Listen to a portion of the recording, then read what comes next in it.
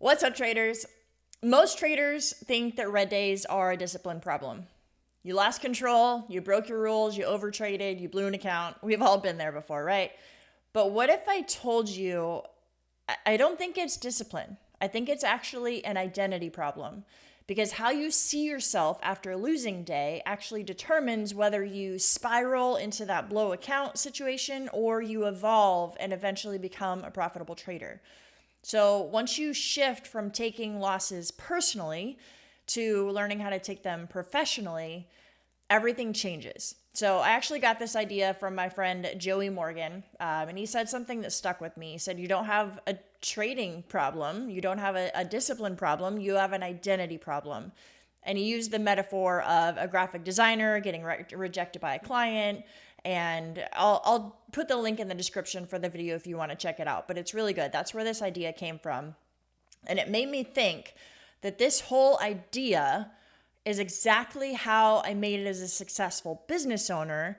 And it applies directly to trading. So think about it like this. Imagine you're a business owner. You've got a product that you're trying to sell and you pitch it to a client and they come back with, no thanks, I'm not interested. I don't like it. I don't want to buy it. And you have two choices. You can take that personally. You can get frustrated and you can say things like, I'm not cut out for this. This business sucks. Why don't people get it? They're just jealous. You get angry, you get frustrated. That could be your reaction. Or you can take it as feedback and you study what didn't work.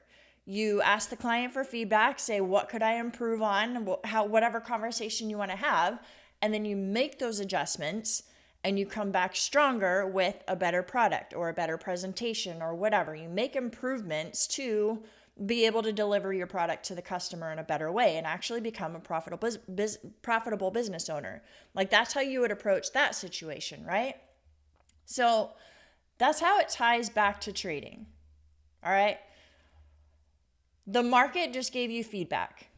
Every red day is like a client saying no.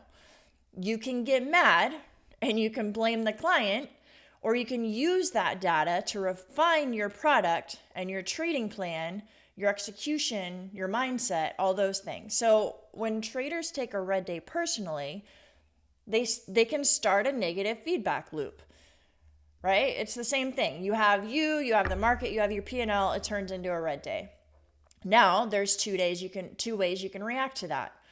You can overtrade, like say, I'm going to make it back. You can get angry at the market and say that the market makers are out to get me, and you start forcing setups. You can start doubting yourself and say, I'm not going to make it as a trader, or doubt your system and say, I'm just going to scrap that strategy and start a new one. And then all of a sudden, it's not about one trade, it's about who you are as a trader.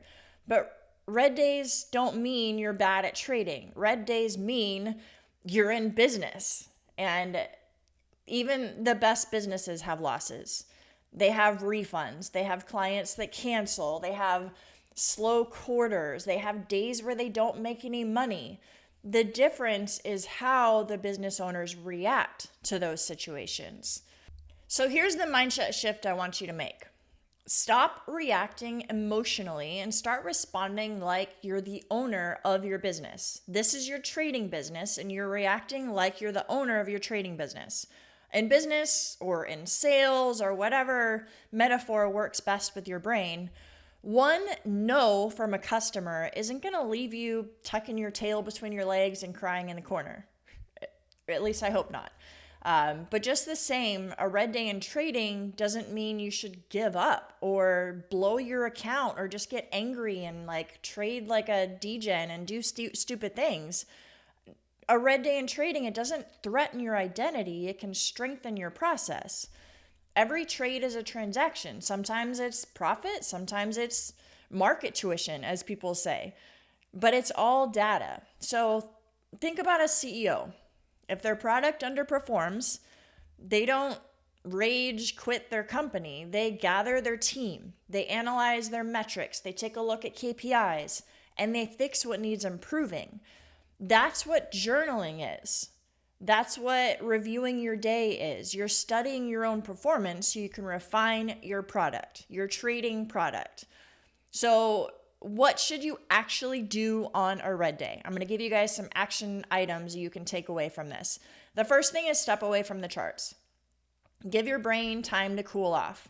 You're emotionally charged, you're emotionally compromised after a loss. So that's not the time to try to fix it, because we can get stuck in this loop of like over trading and working harder and trying to fix this by working harder. No, you got to step away, get the emotion out of it. The second thing is journal the facts, not the feelings. Like, what was your bias? Did you follow your plan? Where did you hesitate or where did you force it? So keep emotions out of your notes. You're a business owner looking at data. You're not a gambler venting your frustration. So this is a little bit of a gray area, because I do recommend that you journal your emotions when it comes to tilt and revenge, so that you can start to recognize the things that trigger those emotions. But what I mean here is journal what actually happened. Like, did you oversize? Did you reverse your trade? Did you close it too early? Did you trail your stop loss? Whatever. Like, what are the facts? And then the third thing is look for feedback loops. So of that data that you just recorded, look for patterns. Do your red days share a pattern? Like a certain time of day, a certain setup type, a certain emotional state. So use the data from your journal to refine your process. Just like with a business owner. If you don't know why you're not making money as a business owner, you're never going to succeed. You have to track your data so you can see where the holes in your trading is. And that's where the biggest growth opportunity is, honestly, is looking for patterns in your journals. And then the fourth thing is detach your identity from the outcome. And this one it's easier said than done, honestly, and it might take some time. But remember, when you have a losing trade, you didn't fail. You collected information. Your results don't define you. It's how you react. That's what defines you. So remember this. You can't grow without seeing where you went wrong. Red days aren't obstacles, okay? They're roadmaps if you use them. That's the key. Your identity as a trader, it should be rooted in your consistency of behavior and not in the outcome of a single day. Remember that. Like, think about the championship team of any sport that you watch. It could be basketball, baseball, whatever. And look at their record at the end of the season. I'm pretty sure they had some losses, okay? But they still won the championship. So having some losses is not the problem. It's how you react to those losses and what improvements you make from them. That is what's going to define you as a successful trader. So next time you take a red day, don't say, I messed up. Don't start that negative cycle of, I suck at this, whatever. Say, I'm learning what doesn't work, and I'm going to use this to improve. Because traders who treat losses like feedback, they build resilience. And traders who take those losses personally blow accounts. I've been there. I know from experience.